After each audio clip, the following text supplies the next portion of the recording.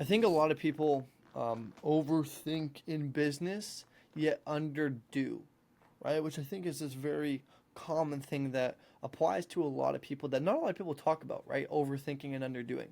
And I guess it's this idea that we don't yet know everything and therefore we need to know everything before we can start, which that concept in and of itself is false because you will never truly know everything. And the other side to that is to know everything means that you have had done it all, which means you would have had to do it in the first place, right? Which brings us to this conclusion that we can't know anything until we do it. And therefore, I think most people fundamentally don't understand entrepreneurship and get it wrong is because they spend all their time thinking, learning. When in reality, thinking is good and also bad, right? Like everything else, it's useful moderation. Um, but I think the problem is people overthink too much, and they overconsume and they overlearn, right? Which is like this idea that you have this one missing thing that if you find that missing thing, then everything gets solved. Which I will tell you straight up, there is no such thing as a magic pill. As a matter of fact, the only magic pill, the only secret ingredient in business is understanding that there is no magic pill. And the second you can realize that is like the second you can be set free. Because like I promise you that you may know more than myself, you may know more than a lot of people, you just don't know how to apply, right? Knowledge is useless if you don't apply it. As a matter of fact, I would argue that knowledge that isn't applied isn't even knowledge. It's just randomness, right? There's a really good quote, which is that learning is defined as a change in action based on exposure to new information. And so, if your actions don't change, you haven't learned anything. Which, if you watch a YouTube video and do nothing after, what was the point? Because I'd argue that's not even learning. That's just consumption for the sake of consumption, which is what most people do, which is that they watch videos aimlessly, hoping that they'll have this one eureka moment where they figure everything out, only for that not to happen and for them to be pissed off. Which, like, well, that's not how it works, right? You don't just like sit there and all of a sudden like one thing pops in your head and you become a billionaire. Like no, that's not even realistic, you know. And Mark Zuckerberg even talks about this in this one speech that he made. But I think that so many people get this wrong, right? And I'd even argue that entrepreneurs are the ones doing. Right? There's a difference between entrepreneur and wantrepreneur. An entrepreneur does, an entrepreneur wants to do, right? And there's a huge distinctive difference, which the entrepreneur does. They actually do the thing they have to do, whereas a wantrepreneur just learns about it. And it's like, that's fine. You can learn about it all you want, but like decide who you want to be. Do you want to be the guy that knows every little minute thing, but only to some extent because you can't really learn fully by just like you have to learn by doing, you know? So are you the guy who wants to know like a little bit about everything and have like decent knowledge but make no money? Or the guy who may not know everything but who has a huge degree of mastery in certain subjects because he's gone out there and experienced it and makes a ton of money in relation to that? You decide, my friend. You decide. And the thing is, I have to be reminded of this as much as anyone else does, right? Like it's just normal for us all to, um, in moments get lost. And like I'll even tell you that like chaos is normal. I've talked about this hundreds of times, but like chaos is normal. And like whether you want to believe that or not, but like I can promise you, as someone who's made multi six figures online, that even Iman Gaji, myself, Steve Jobs, Jeff Bezos, Alex Ramosi goes through these periods all the time of like chaos is the best way to put it, of just like complete and utter chaos where you think like everything's gonna fail and then you have this hope of belief and then like everything's going downhill and then you're like, oh my goodness, it's good again, and then you like something goes wrong and you just go up, down, up, down, up, down, up, down, up, down, like the stock market, right? But like all of us know, if you look at the stock market on day to day, it looks crazy. But if you look on it from year to year or decade to decade, it looks a lot better. And so a lot of this stuff is just perspective. But I think that a lot of people forget that chaos means growth to some extent because it means things are changing, right? And change is good. But the reason why we're so, I guess, weirded out is because we're not used to change because a lot of people stay the same because it's comfortable. But like fundamentally, if you want to make more money than you're making now, you have to do something different than you're doing now, right? Because if you keep doing what you've always done, you'll keep getting what you've always got. And so for fundamentally, we have to change our inputs to change our outputs, which means that something is going to get uncomfortable. Woohoo! Welcome to entrepreneurship. The whole theme of this channel is like sharing the raw reality behind like entrepreneurship and stuff, right? And so, like, I mean, there's a ton of things you could take away from this, but I think like the biggest one is like, are you a wantrepreneur or entrepreneur? And like, the thing is, more often than not, we don't actually know what the fuck we're doing. We just have like some idea and conviction that it'll work, but we know intuitively inside that we have to do this thing on a long enough time horizon for us to see any results anyway, right? And like I'm speaking for like entrepreneurs, which is that like you may feel like you're failing, but you just know that that's part of the process, and so if you stick it out, you'll eventually win. And I think Layla Hermosi talks about this, which is that business is just a game of last man standing, which is like who can do the hard, boring thing more than anybody else to the point where everyone else quits but you don't. And like that's how you quote unquote win business. It's just by outlasting everybody. And one of the ways to outlast everybody is to love what you do, because business is so hard in and of itself that if you don't love what you do to some extent, you're gonna give up. And so Layla Hermosi talks about this, which is like delegate the stuff you hate, get rid of the stuff you don't like doing, but like try and do the stuff you love, because the stuff you love is the stuff you'll work on the most, and it's the stuff you'll work on the hardest with the most passion that'll end up being the best. And in a game of business where the point is to outlast everybody else, if you can love what you do, you have an unfair advantage to everybody else who just started it for the money. And it's like, here's the thing, is you can actually start it for the money, and so long as you just love the money, like, you will then love what you do because it produces the money. And so there's this concept where like we have to love the business, and like for some people that's true, and I argue that's also very important, but like you can just love money, you know? Like you could just love money, and so long as you really, really love money, you will keep doing the thing you know you need to do because it produces the money. And so as long as you have a strong desire for loving the money, that will be fine. Here's the problem. Is most people start off loving money, and that's great, and once they make a bunch of money, they realize that money isn't everything, and then they hate their business. Which that's a whole different can of worms we could dive into. But yeah, there's a lot of stuff I've learned throughout like these past few seasons of my life, which is that money isn't everything. It's that good things take time, and like this is all stupid cliche bullshit you've ever heard before, but it's like when you go through one of these seasons, you realize that like these things finally start to make sense and they start to add up, right? Which money isn't everything. Good things take time. If you love what you do, it becomes a lot easier because you work on it a lot more. High ticket is easier than low ticket. Always. Low ticket is just as hard to sell as high ticket. High ticket, you just make way more money. So that's a funny situation. Like granted, low ticket and high ticket both have their respective places, but you know, just from that perspective, high ticket is a lot easier. Shiny object syndrome is very, very real.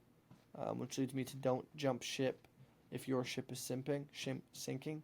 Jump ship if your ship is going well. That way you know you're making a logical decision. If you're about to make a very big decision in business, ask yourself, if everything was going great, would I still make this decision? If the answer is no, it means you're making an irrational, non-logical decision, which means you should reevaluate your decision from the perspective of things going well, which actually that's a really good thing. If you're ever making a big business decision like switching your niche or business models or offer, whatever the case is, ask yourself, if everything was going good and I doubled my income last month, would I still be having these same thoughts and be wanting to do the same things? If the answer is no, well then it's probably you're only trying to make those decisions because things are rough, which is like, fair enough. That's like, you know, what we do as humans, but like you just got to remind yourself that like, hey man, the reason why I'm making this decision isn't quite logical. Let's rethink it. That's like, that I think is a really crucial tip a lot of people don't ever think of. And it's something I found myself doing a lot recently, which is like, if everything was going good, would I still have the same thought process? No. And also this other thought process of like, why do things have to be quick? Right? Even Tate talks about this, which is like, why do things have to be quick? Why do they have to be easy? Like, you know, and this is in response to when Aiden Ross asked him how to get like a six-pack fast. He said, why does that have to be easy? Why does that have to be fast? Right? He said, why can't it take a long time and be gruesome and sacrificial and horrible? Why is it that everybody wants things so quickly? Why is it that everybody tries to avoid so much pain? And I think he brought up a really good point, which is that we've been fed this lie our whole lives that like things have to come quick and easy, and if they don't, you're doing something wrong, which like fundamentally in and of itself is already false, right? Like, even just take this most extreme example of Bitcoin. Like, people know Bitcoin going crazy in like 2018, 2019, 2020, 21, etc., right? What they forget to see that is that Bitcoin had been around for years and years and years and years and years prior without anybody talking about it. But yet, the guy who invented Bitcoin or the, whatever, still sat there and just pushed and pushed and pushed and pushed and believed and believed and believed and believed and believed and believed and believed until one day he finally broke the surface of the ice and people saw the tip of the iceberg but forgot to see everything else that's below the water, which is kind of like bamboo trees. If you don't know bamboo trees, they take like 5 years to like when you once you plant a bamboo tree, it takes 5 years. It takes 5 years before the bamboo tree ever breaks the surface of the earth, right? Because it spends 5 years planting its roots, right? Building its foundations, getting all the necessary things together before it spurts up to 90 feet tall in 5 weeks, which is insane. I think it's 90 feet tall. 90 feet tall in 5 weeks.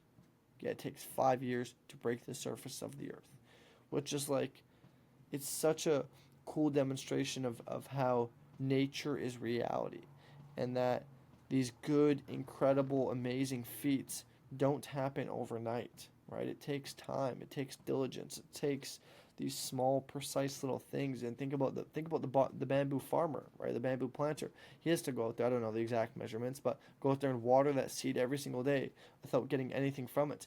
And business is very much the same. Is you show up every single day and do the inputs you know you need to do, regardless of the outputs you get. And if you can do that long enough, longer than anybody else and better than anybody else, eventually you'll win. And you'll win so big that you'll never have to water your seeds ever again. But the point is, most people will just want the water my seeds never again, 90 feet tall in 5 weeks, without this. But that's not how it works. You get this once you do this. But most people don't want to do this because it's boring. That's why they quit, which is why business is a game of last man standing. So if you were the last man standing, you win.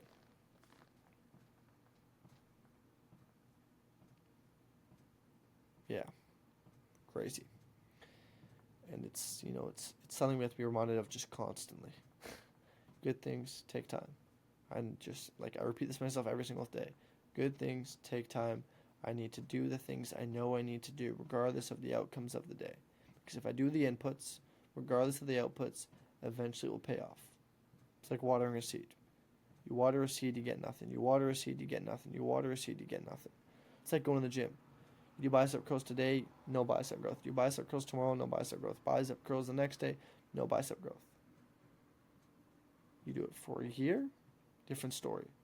But most people wouldn't get through those first 6 months where they barely see any progress. That's why they give up, right? This happens. Same with fitness, same with business, same with, farming. Imagine you plant a seed. You water it. Boy, where the fuck are my tomatoes? You water it the next day. Where the fuck are my tomatoes? You water it the day after. Where the fuck are my tomatoes? I fuck this bullshit. It's not growing. Screw this. I'm not going to water it anymore. Boom. Tomato dies. Farmer beside you waters it every single day. Doesn't give up. Knows he just needs to water the seed. Like, he knows if he just waters the seed every single day, eventually it will blossom, it will grow, and he will get his tomatoes. Because he has that undeniable belief and conviction. Which is also why I think coaching and mentorship is so important. It's like, sometimes coaches and mentorship may not even teach you anything new. But what they'll do is they'll just help you believe the entire time because they'll show you it's possible. Right? And it's like, maybe you already know how to water the seed because it's pretty fucking simple. Maybe you've already planted the seed, right?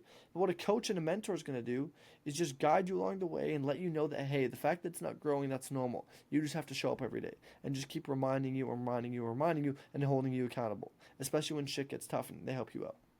And I think that's one of the most underrated, overlooked aspects of mentorship and coaching in and of itself is that accountability aspect and that belief aspect, right? If we're doing something on our own, we lose belief and conviction so fast. It's incredible, right? Like, imagine if you've never ever seen anybody get big ever in your life, right? Like, never seen anyone get big, and someone tells you to go to the gym. After a week, would you still go? Probably not, because you don't believe that that is the solution to get you ripped, because you've never seen anyone else do it, which is why I think mentorship coaching is so valuable in that aspect, because they show you that it's possible and that it's being done, and they guide you through that process the entire time, which is like,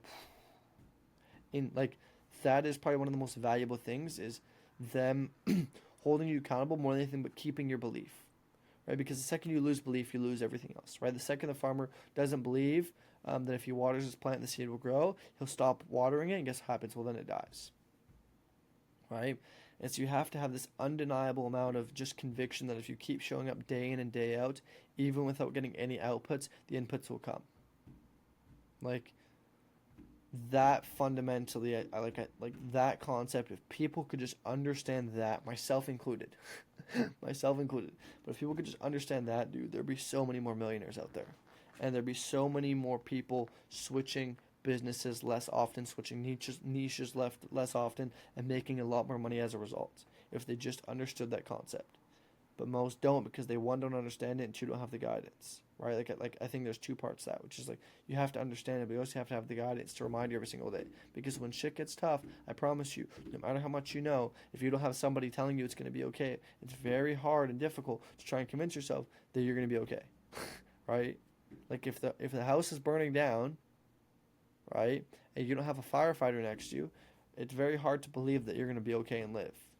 But if you have a firefighter next to you with a whole entire hose and an entire team outside, right, like, you'll be good. It's like driving, right? If you're driving but you have a blindfold on, it's very, very, very difficult to know where you're going, right? Or imagine if you're flying. I'll give you a better one. Imagine if you're flying, but with no comms to the fucking tower, right?